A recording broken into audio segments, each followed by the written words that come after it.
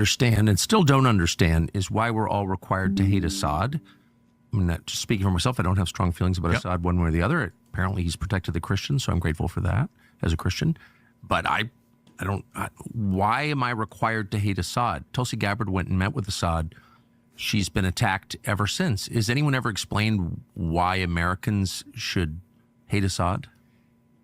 Because every regime change operation we ever do, we have to make sure that the opponent is the worst villain since Hitler or Hitler reincarnate. Some ophthalmologist from London is a bloodthirsty dictator. I didn't really. We have to say this, and this is part of the psyops or the info war that goes along with regime change operations. This is completely typical.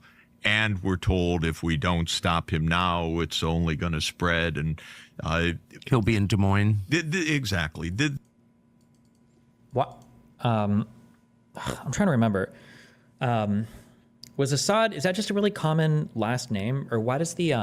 Because I know that like Assad, who was the leader, like he said, he's just an ophthalmologist from London. Why did the last guy though before him also have the last name Assad? Is it like Muhammad, where they just a lot of them have the same name, or I don't remember what the answer for that was, but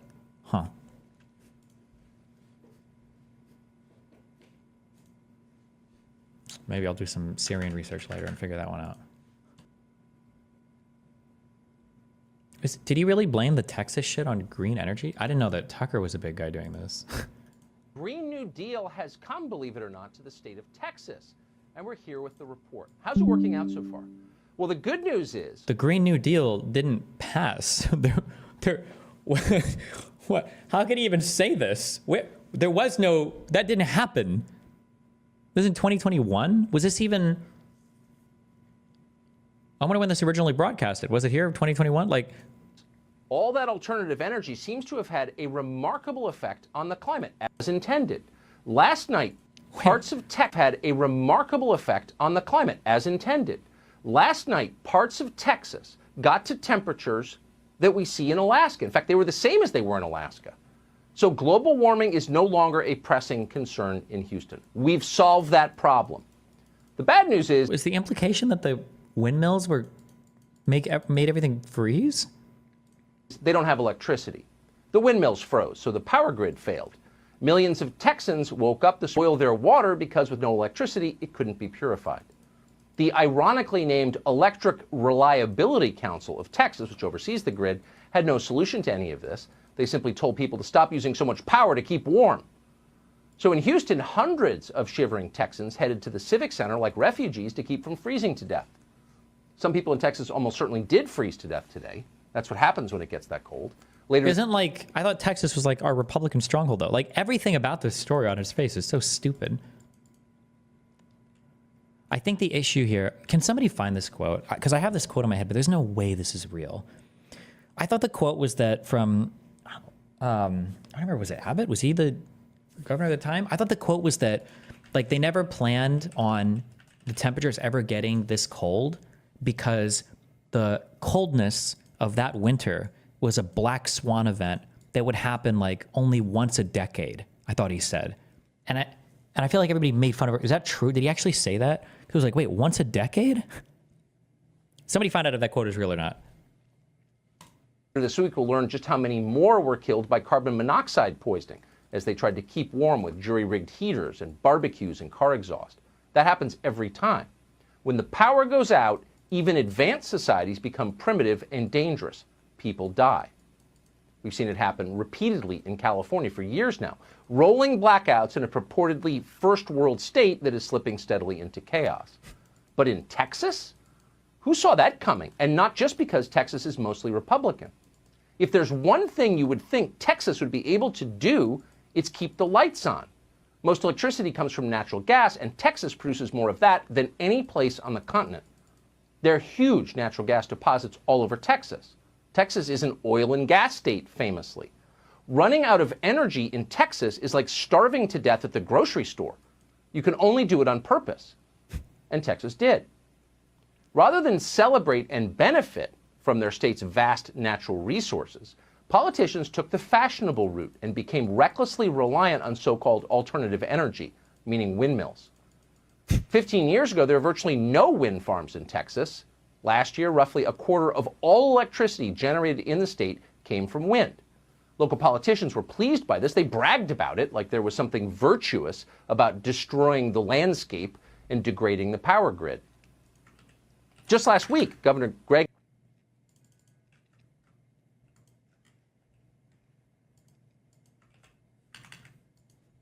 What is this community note?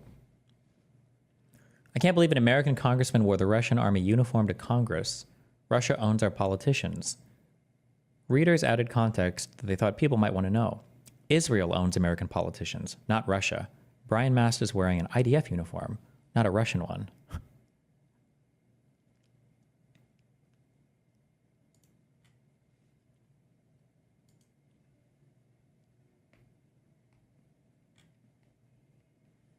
Okay. Don't quote me on this because it's been a while since we read any of this, but I think Texas's power grid is unique in that they're the only one that is like totally disconnected from all of the other states because they want to have like their own little free market power grid where you can like buy and sell energy dynamically on the grid. And apparently they had fucked up in their preparing for cold enough winter bullshit. And then when the power started to go, it was like $1,000 per kilowatt hour or some crazy shit. Like the prices went massively higher and they couldn't get energy from any other part of the country. And they just got like completely fucking ass blasted. Greg Abbott proudly accepted something called the Wind Leadership Award, given with gratitude by a company getting rich from green energy. So it was all working great until the day it got cold outside. The windmills failed, like the silly fashion accessories they are, and people in Texas died. What about, I thought you said they had the highest amount of natural gas. Did they just like turn it all off or? A lot more of them than died at the Capitol on January 6th, by the way, just for reference. What is the comparison? Now, we're telling you all of this not to beat up on the state of Texas. It's a great state, actually. But to give you some sense about what's about to happen to you, to every state. And we're not speculating on that. Here's the new president explaining his plan. In my view, we've already waited too long to deal with this climate crisis.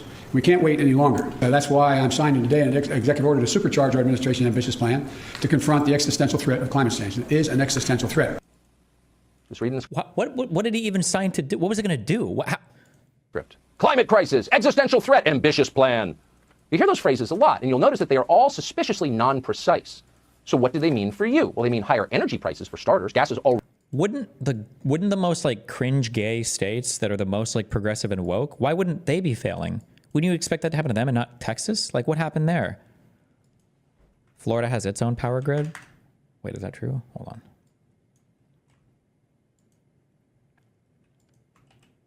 By the way, George Bush, when he was governor of Texas, was the one who pushed for more wind power. Bush gave Texas windmills more than 15 years ago, as Tucker claimed.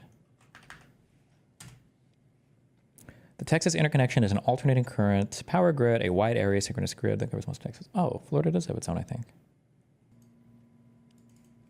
25% of their power comes from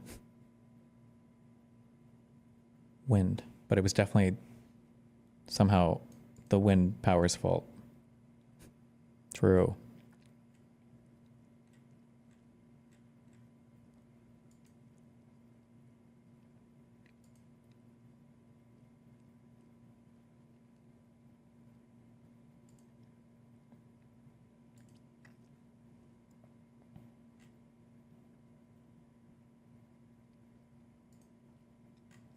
I don't know anything about Florida's grid here, but it seems like it's not even all of Florida, no? Like the Panhandle here has like Eastern interconnection, whatever they're part of that, but okay. Already up, in case you haven't noticed. Electricity will follow. Higher costs hurt the weakest. Inflation always does. Destiny really holding firm on not covering breaking news. Wait, what? Was there breaking news? Did I miss some breaking news? But it's worse than that. Green energy inevitably means blackouts. And someday that may change as technology progresses. But as of right now, in the current state of technology, that is true. Green energy means a less reliable power grid, period. It means failures like the ones we're seeing now in Texas. That's not a talking point. It's not a political slogan. We're not taking money from ExxonMobil to say it. Again, that is true. It's science. So, of course, they're denying it. Here's a new climate czar taking a quick break from spewing carbon in his private jet to lecture the rest of us about a topic he personally knows nothing about, private sector jobs and how more windmills are going to generate tons of them. And the President of the United States has expressed in every comment he has made about climate the need to grow the new jobs that pay better, that are cleaner. Why are conservatives generally opposed to green energy or climate change initiatives? I don't know. That maybe that opinion will change now, because if you're a newer, especially if you're a maggot, I don't know if you know why you're supposed to be against climate change. Because the older neocons, the way that they communicated it was climate change only existed so that Democrats could control your life. And the only reason Democrats would pretend to care about things like climate change is so that they could tell you what kind of car to drive, so that they could tell you exactly how to live your life, basically. But I don't know if the new age maggots have communicated that. That was the neocons. So I don't know. 2 minutes behind, but on the Texas power issue, that level of cold and how long it lasted, I'm pretty sure it never had happened. And it wasn't windmills not working. It was transformers exploding. Yeah, it was coldish. Chill. Okay. Damn, do we want to watch this? On Philip Seymour Hoffman. Oh, wait, there was a Trump press conference. Somebody link me this. 1 sec. This February of 2021, a major winter storm made its way through the U.S. Central Plains, setting all-time records for low temperatures across the country. One of the biggest impacts of the storm happened here in Texas, where people across the state suffered extended outages of electricity and water. It was one of the worst winter weather events in history, creating loss of life and economic impacts that will take years to unfold. When disaster strikes, the flurry of political positioning and finger-pointing can make it difficult to understand what really happened. This is especially true for complex systems of infrastructure like the power grid, where most people really need a little more context and background than can be provided in a 500-word news story, but a little more boiled down than those discussions between economists and electrical engineers on Twitter. So, for the first time ever on this channel, by the way, I'm talking about a current event. This is a developing story, and we're still learning the details and consequences of what happened during the storm. But I've received a lot of requests for a video like this, and I hope we can provide some clarity and technical knowledge to elevate the dialogue surrounding this disaster. I'm Grady, and this is Practical Engineering. Today's episode is the story of the 2021 Texas power grid emergency.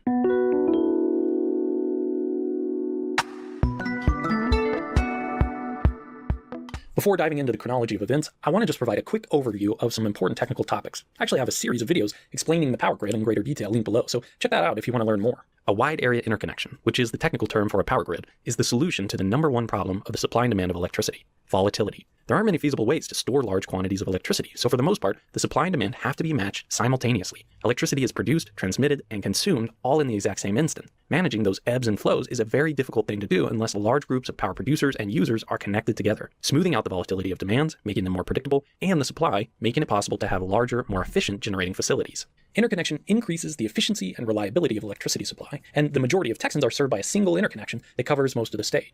I'll be referring to it as the Texas power grid. Just because there are so many power producers and users interconnected doesn't mean there is no volatility in supply and demand.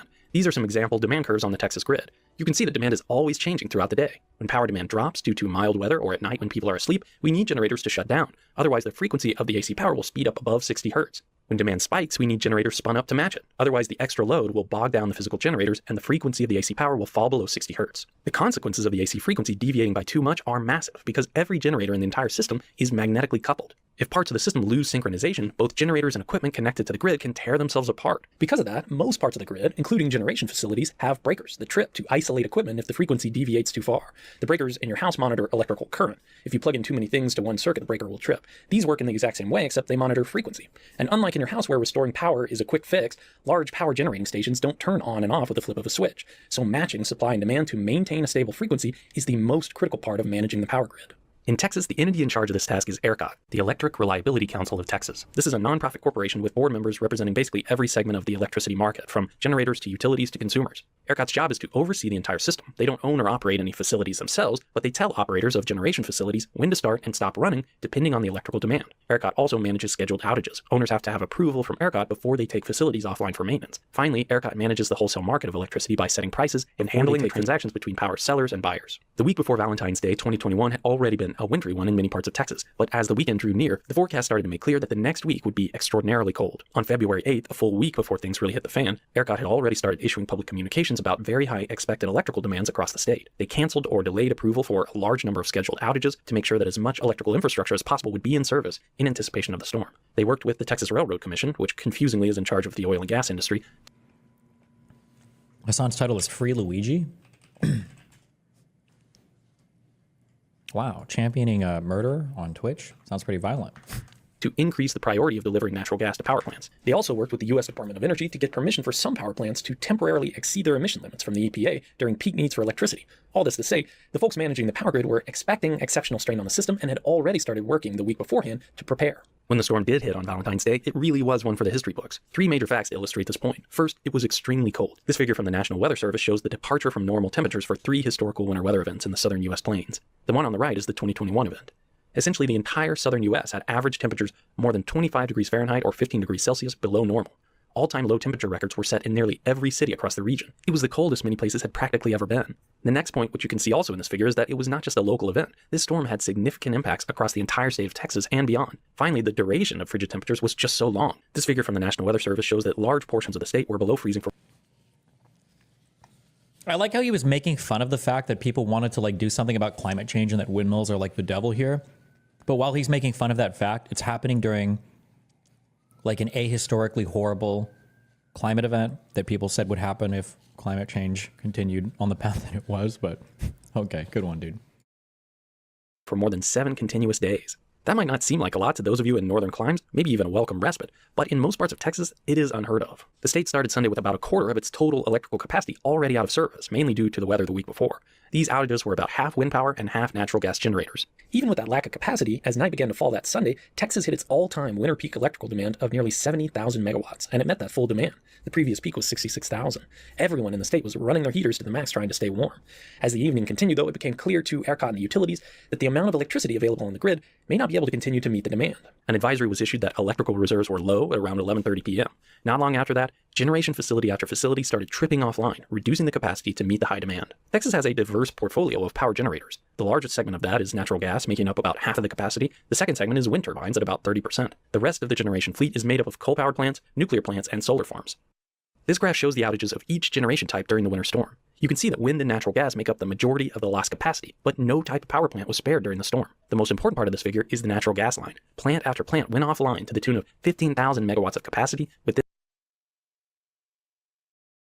Wait, what? When did we get to the part of the video where it was the wind power that caused this all to happen? I thought only the wind one failed. Why would anything else fail? I don't understand.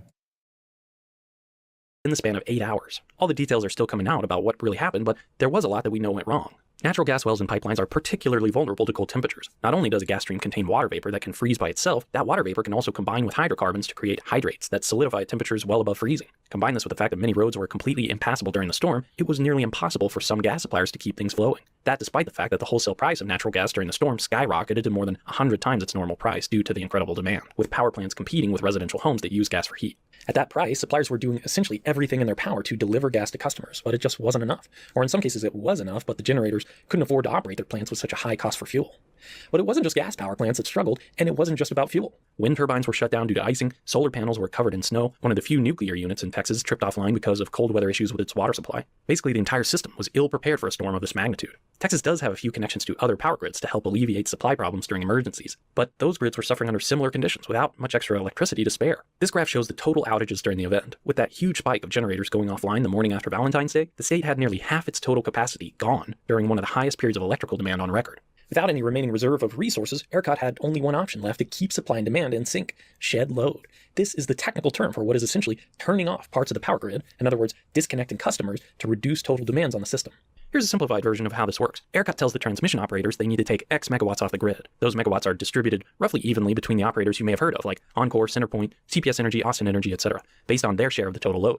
Each operator has a plan in place for how to shed load within their system when required. It's not something they decide on the fly. Certain circuits critical to public health and safety, like hospitals, are prioritized. The other non-critical circuits are usually shut off in a rolling manner at 15 to 30-minute intervals. That way the inconvenience of lost service is spread out more evenly across the entire service area. Of course, in many places during the storm, that is not what happened. And this graph is the key to why. As more and more resources stripped offline so quickly, the frequency of the Texas power grid began to drop. ERCOT continued ordering additional load to be shed from the system, trying to keep up with both the rising demand from the cold weather and the quickly failing power plants. At about 1:50 a.m., the frequency fell below 59.4 Hz. It doesn't sound that significant, but this is a critical threshold for grid stability. Power plant controls are set to automatically disconnect if the frequency stays below 59.4 Hz for more than 9 minutes. In such a situation, as each generator trips, the frequency would quickly plummet until just about every circuit breaker on the grid had disconnected. 4 minutes and 37 seconds is all that separated Texas from a complete grid collapse. Without the urgent action to continue shedding load from the system, many might still be without power in Texas a month later. That's because recovering from a complete collapse, called a black start of the power grid, is an immense technical challenge. So much much equipment would need to be inspected, repaired, or replaced from the damage caused by the collapse.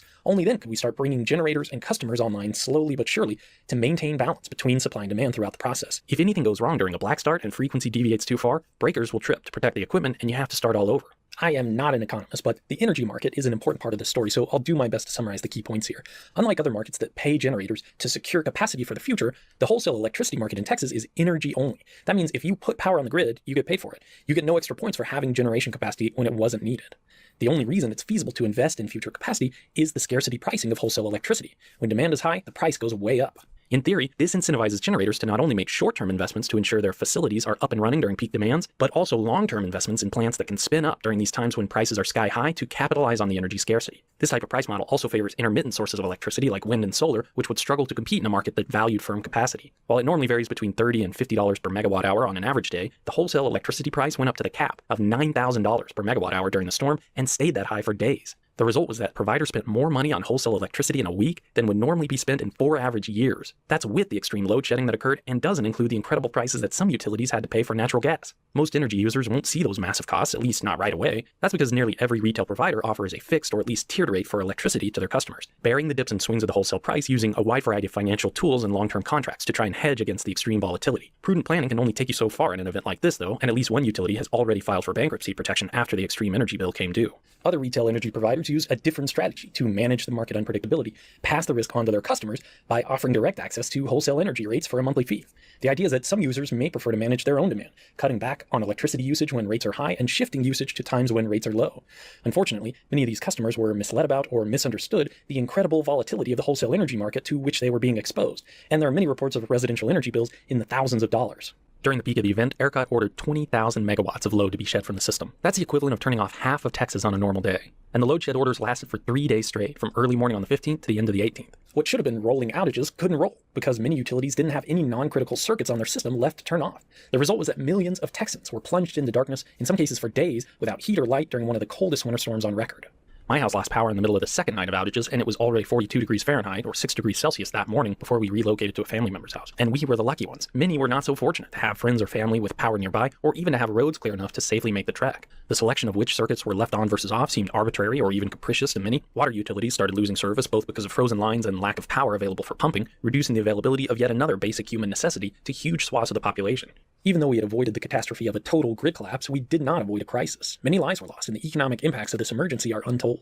I have my own opinions about what could have or should have been done better during the storm and by whom, but this is not the place. My goal with this video is to try to summarize the facts of this tragic event in a way that is approachable by people who don't have a working knowledge of the intricacies of the power grid. Many are still recovering from the storm and will be for years to come. Please feel free to share your thoughts and opinions in the comments below. All I ask is that you be kind and respectful to one another. Thank you for watching, and let me know what you think. Okay, there you go. Now you know what happened with the power grid.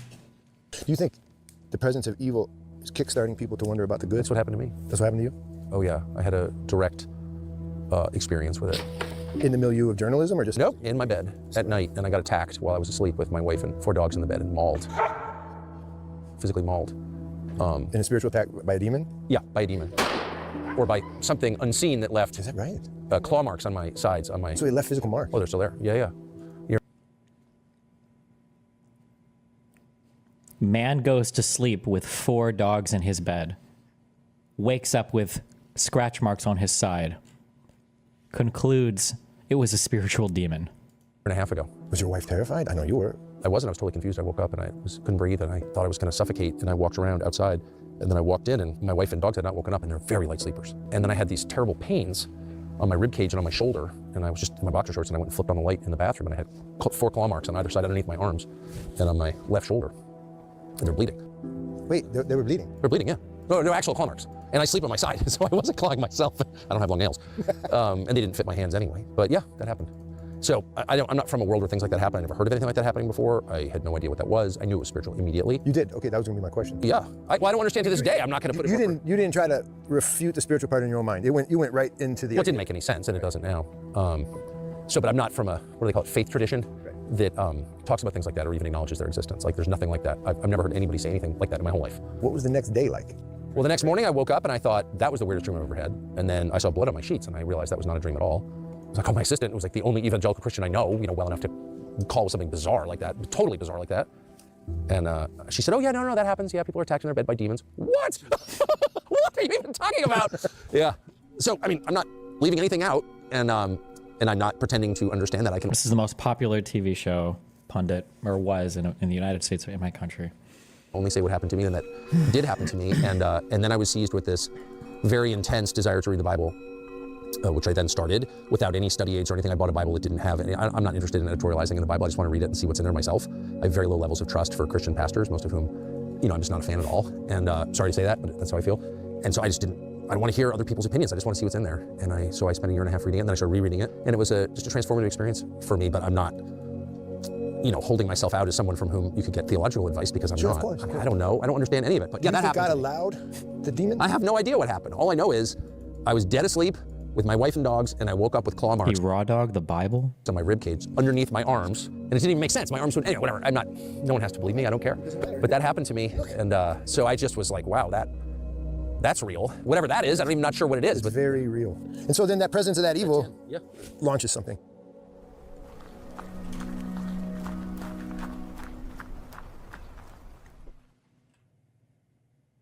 Why do you have for sale? Oh, I'm sorry. I thought they said religious family. It's religious facility. My bad.